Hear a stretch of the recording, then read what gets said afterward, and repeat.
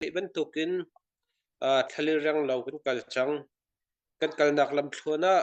ram leng mi nan ma thongin tui kar kan hlan kho nak zong hese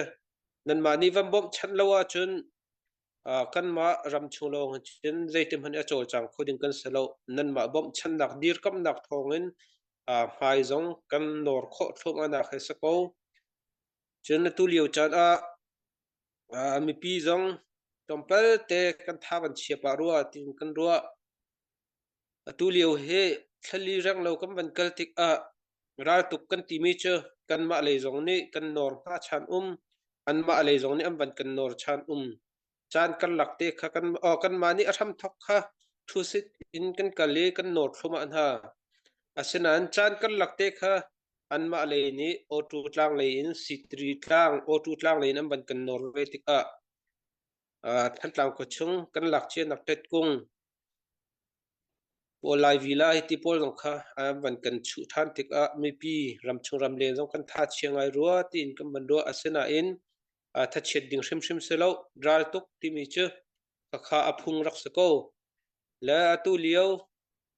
chan kan lakha ta khan ban kan nam tika kan ma jong ne ya kan ban la thani tim tu na kan ban ne than atu liao chana chun kan mani thu sit in kan ban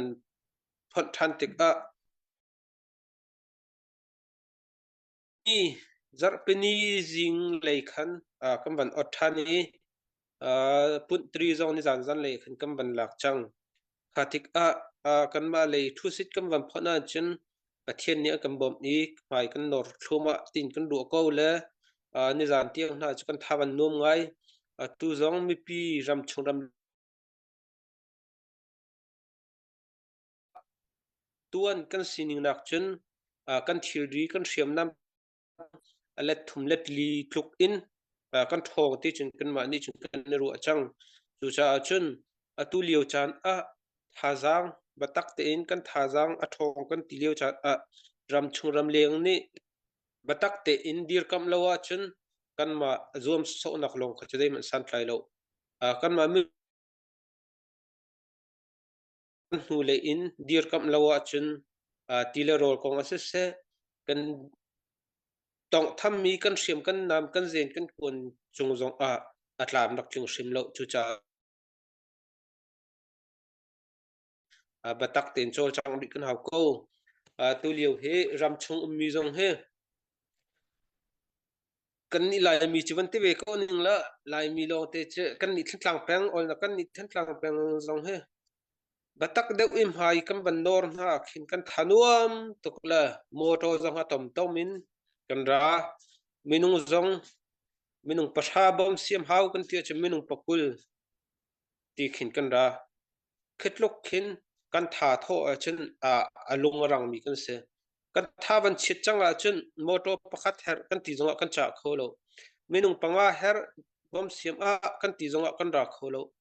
ruang chu khaban tuk lung thin kha kan rak nei la kan lung thin he ram chung lai mi he tlompal te chu kan lung thin he arak tlom deuh vak tin ka hmu ning che se chu cha chen atu liu che batak te in kar kan ban hlan than cha kan ban rim than tha jang kan ban la thani kan kal kan ban ot bak si chang cha ram chung le zong ni batak te in tha jang kan chu hau namo to kha na thil ri na nei chia na ni hlo na sampal kha na ral tuk se ve chu cha chun kan dar kap na nun nak pakhat anei mi uilo te in mi phun na ram sang ti in kan nu kam pa kan fa